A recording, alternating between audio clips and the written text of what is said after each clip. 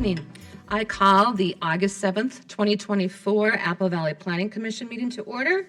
First item of business is the approval of the agenda. Any changes from staff?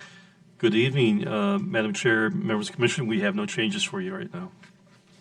Move approval. Second. Approval made by Commissioner Schindler and seconded by Commissioner Scanlon. Any discussion? If not, all those in favor say aye. Aye. Opposed, nay. Motion carries. Next item of business is the approval, new item of business is the approval of the consent agenda. Consent agenda items are considered routine and will be enacted with a single motion without discussion unless a commissioner or a citizen requests to have any item separately considered. It will then be moved to the land use action items for consideration. Can I get an approval for the minutes of July 17th, 2024 regular meeting? So moved. Second. Made by Commissioner Scanlon and seconded by Commissioner Schindler. Any discussion? If not, all those in favor say aye. Aye. Opposed, nay. Motion carries. This brings us to public hearings, and there are no public hearings tonight. So then we are to number 5, land use action items. And this is Cedar Valley Learning Center setback variance. And our presenter tonight for the first time on the Planning Commission is Sydney Strowing. Yep. Did I say it right? Yep. Welcome. Thank you. Good evening, Chair Kurtz, members of the Commission. ISD 196 is requesting a variance at Cedar Valley Learning Center located at 14420 Glenda Drive. Cedar Valley Learning Center provides education opportunities to all ages, children to adult. Specifically, the request is to consider a variance to reduce the building setback from Cedar Avenue from the required 50 feet to 38 feet for a vestibule addition. The property is located near the northwest corner of Cedar Avenue and 145th Street, just north of Quick Trip. This aerial provides a closer look at the property with the proposed vestibule location indicated on the east side of the building. The property is zoned LB Limited Business, and the setback requirement for Cedar Avenue, as mentioned, is 50 feet. The building is located in the southeast portion of the property. It is slightly angled from the property line so that the corner of the building abuts the 50-foot setback and then begins to shift further. To orient this plan, the north side of the property, the north side of the building is near the bottom of the slide, and then the east side along Cedar is towards the left side of the slide. There is a representative from Wold Architect here tonight who may be able to walk you through this building layout if you have any questions later. But for a general overview, here is the north entrance. As noted in the staff report, this entrance provides direct access to the elevator and the staircase. For students and visitors are even let into the main area where the classrooms are. It has been stated in the applicant letter that this is a primary security concern as an education facility and prevents adequate visitor management. An existing secondary entrance is located on the east side of the building. This entrance does not provide direct access to the elevator or the staircases. The district is proposing to construct a secure vestibule to reestablish the east entrance. The applicant letter states that any addition to this side of the property would encroach into the setback area as the existing building is already located so closely to the 50-foot setback. The proposed vestibule as shown on the slide will encroach up to 12 feet into that setback area.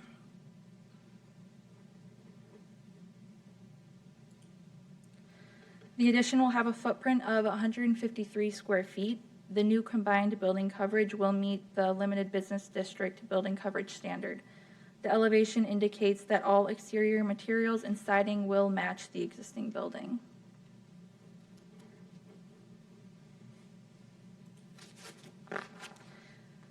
This is an image of the existing conditions on the east side of the building taken from Cedar Avenue. You can also see the existing trees located near the property line. These trees are not planned to be removed from construction of the vestibule, and this has been noted as part of the findings and conditions.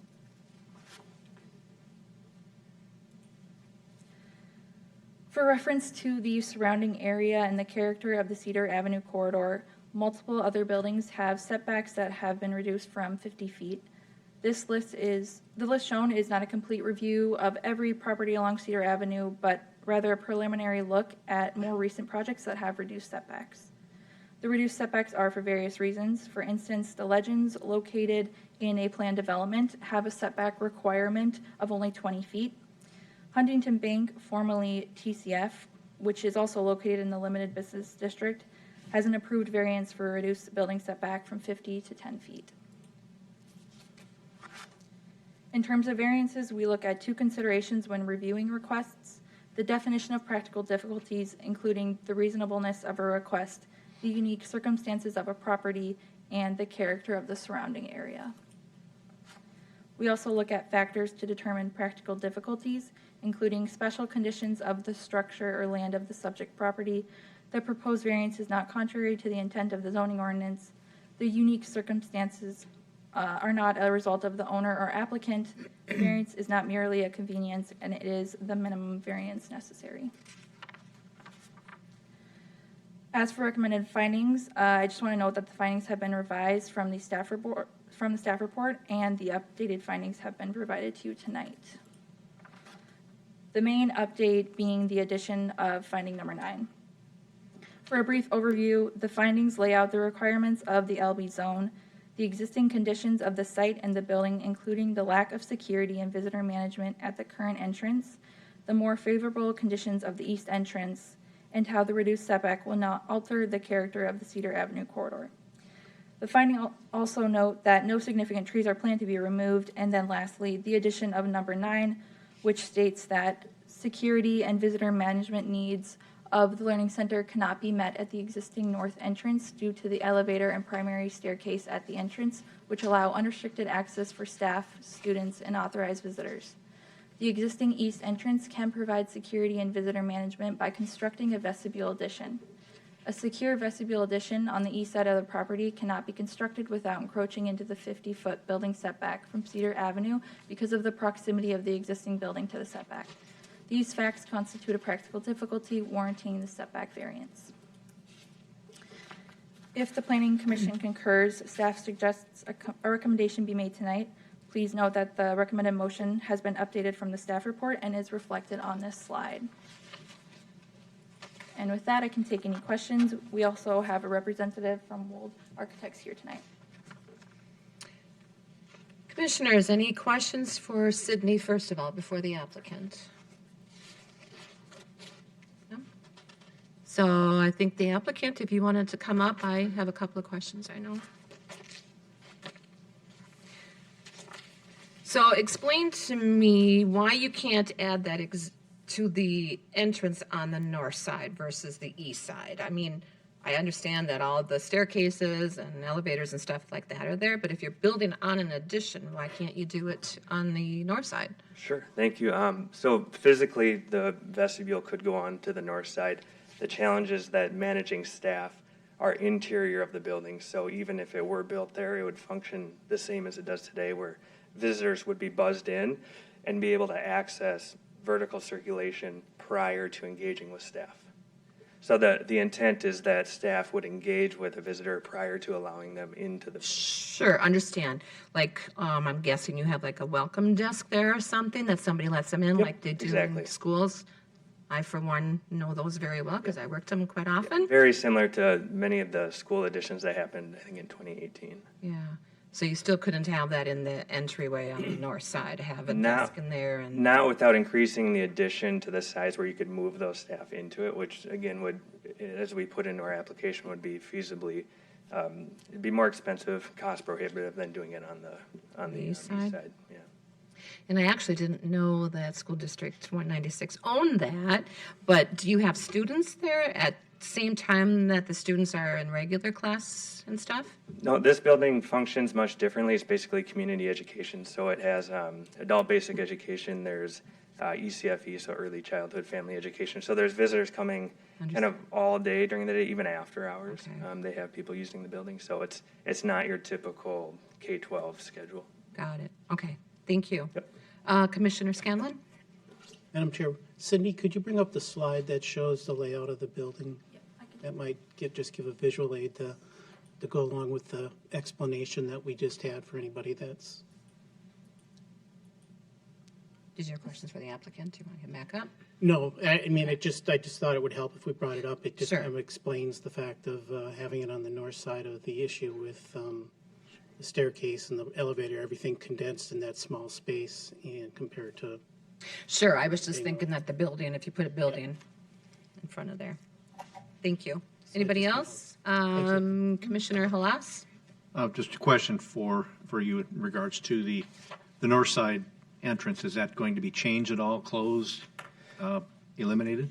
So the north side would have to remain purely from a building egress standpoint. We can't just lose those doors. I imagine they would continue to allow staff to use, badged and card read access to get in and out of the building. But visitors would purely use the new entrance. And which is the east side. Are there going to be any changes to lighting in certain times of the day that?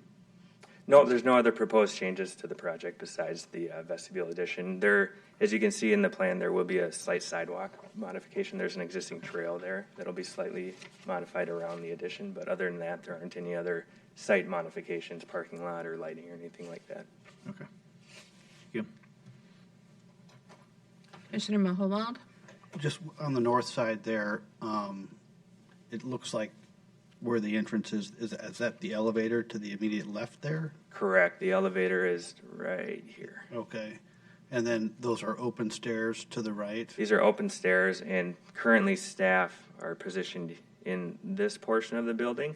As part of the project, they will simply be moved to this part of the building so that they can directly manage that entrance. Okay, so with respect to the existing entryway on the north side, you couldn't, even if you could add a card reader to the elevator to restrict access, you'd still have an open stairwell?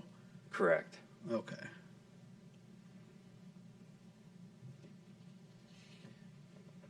Good.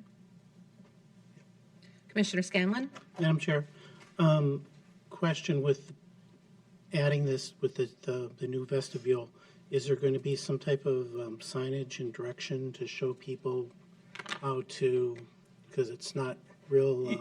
Yeah, we have, obviously, these plans are preliminary for the purposes of the variance, but definitely as part of the project, the owner has, ISD 196 has indicated that there does need to be wayfinding signage from the parking lot to the main entrance. That would be part of the project once we get it developed at that point. And I guess my only other comment, and it was already asked about lighting, that if with this change being, and that there's not dark spots or what have you for, like you said earlier, this is being used throughout the day and into the evening and so forth, especially in the wintertime where it's dark, that this is well lit. So I guess that was one thing that that Sydney, I guess I'll ask you to just keep that in mind as you go forward with this, to take a look at it. Won't hamper anything we're doing here the rest of the with this tonight, but it's just a thought that I have. Yeah, we can Keep that in certainly mind, please. we can certainly evaluate existing lighting along this, because this is a public walk trail through here, so we can evaluate what the existing lighting conditions are and make sure we're doing whatever we need to do at our entrance as well. Okay. Yep, Thank you. of course. Appreciate it. Commissioner Mahowald? Just another quick question. I'm not sure if it's for you or for staff, and whether this is actually a good question or not, but it looks like if you'd still end up with the 38-foot setback with the addition, I'm just, with respect to the other variances that have been granted with setbacks, I would imagine, just kind of is it true that some of the other variances bring you much closer to Cedar Avenue than this proposal? I think, or in other words, much, I guess, shorter setbacks have been allowed at other locations. Is that a fair assessment? Chair Kurtz, Commissioner Mahowald, that is a fair assessment. There have been closer setbacks or reduced setbacks. For instance, like the legend is 20 feet. Huntington Bank, formerly TCF, was reduced to 10 from 50. Cedar Ridge has a reduced setback to 25 feet. I can go through them all if you'd like. That pretty much answers my question. And I guess with respect to the setback requests, is there any consultation with Department of Transportation or any other highway-related entity? Do they have a say in that, or is the setback really outside of the sort of the operational needs of the roadway and more of a concern of the city? Does that make sense at all? It's not compromising in any way, shape, or form the transportation corridor that Cedar Avenue represents. Chair Kurtz, Commissioner Mahald, I do not believe that we've ever had to consult with Minnesota Department of Transportation for these types of variance requests. They're not within the right-of-way. They're still on their property. For instance, Chick-fil-A, we did not consult with the Minnesota Department of Transportation.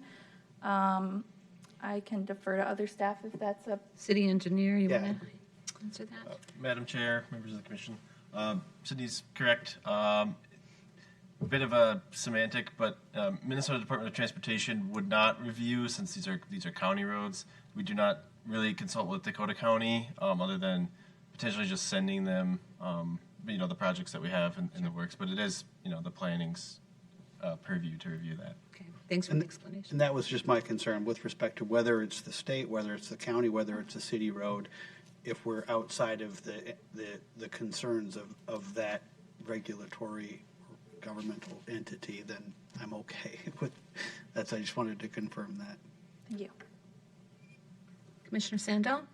Madam Chair, Cindy, I don't know if this is a question for you or for the applicant, but one thing that the applicant said that caught my ear was that it would be cost prohibitive to do a bigger entrance on the north side to make that work. But one of our economic considerations alone do not constitute practical difficulties. So I'm curious, are there other reasons that north side doing a bigger entrance would not work? I just want to make sure that we're, Sure. yeah. Come on up. So to do it on the north side, we would have to, I think I mentioned this, we'd have to consider moving staff into a potential addition on the north side. And at that point, we would be getting into the parking lot as well, so we'd potentially be losing parking spaces and affecting traffic flow on that side. So that's another constraint on the north side, is based on how close the parking is to the building. So I don't know if that answers. Not just cost. There It's are not just other cost, no, it's reasons. Okay. definitely existing parking facilities would be impacted as well. Okay. Thank you. Chair Kurtz, could we get the applicant to Address? provide his name and Name and address, address for the please. record, please? Yeah, my name is Sean Kelly. My address is 6525 133rd Street West, Apple Valley. Thank you. A resident even. Any other, well, Commissioner Schindler. I just wanted to say that I feel that this meets the definition of the practical difficulties, and I'm comfortable with what they're asking. I just figured I'd weigh in. Appreciate that. Okay, this time, I don't think there's any other questions. What is the consideration of the board? Madam Chair, I recommend approval of a variance reducing the setback for a vestibule addition from 50 feet to 38 feet from Cedar Avenue based on the updated findings 1 through 9 and subject to the conditions listed in the staff report. Second? Okay, that motion was made by Commissioner Scanlon and seconded by Commissioner Schindler. Any discussion? If not, all those in favor signify by saying aye. Aye. Aye. Opposed, nay. Motion carries. Thank you. Welcome.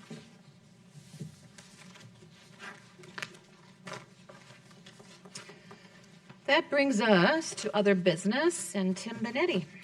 Thank you, Chair Kurtz and members of the commission. Just a reminder, our next meeting is August 21st, 2024. We do have an item scheduled for that night.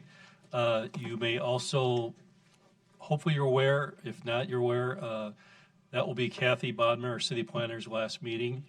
She is retiring September 6th. Did not know that. Okay, so you will be cordially invited to a party for her, probably scheduled for the 6th on a Friday. So it's also tradition that the planning chair has to bring treats for the night, so not to put pressure on our chair.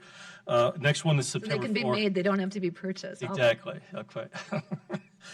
September 4th will be the follow-up meeting, and also our council on the 8th, which is tomorrow, and the 22nd. And with that, available for any questions. Just a very quick recap of Night to Unite last night. I don't know if any of you had or participated in some neighborhood events, but we had a great turnout, great feedback. We provided at a department head meeting this afternoon or this morning, kind of an update of who went. Surprisingly, very limited complaints, a lot of compliments. So we like to hear that. Politics were left off the table, even with those who were imbibing in some alcoholic drinks at their parties. And we had some really good turnouts and some real fun pictures taken. So if you participated, thank you. And if not, please do so next year. It's a great event to get to know your neighbors, and feel free to host it like our new planner did at her own new neighborhood. So anyway, that's all I have. It is amazing. I saw many neighborhoods last night with a lot of people in people's front yards, so it's always, maybe we should have it more than once a year. Who knows? Do I have a motion to adjourn? So moved. Second. Motion made by Commissioner Scanlon, second by Commissioner Schindler. All those in favor, say aye. Aye. Opposed, nay. This meeting has adjourned.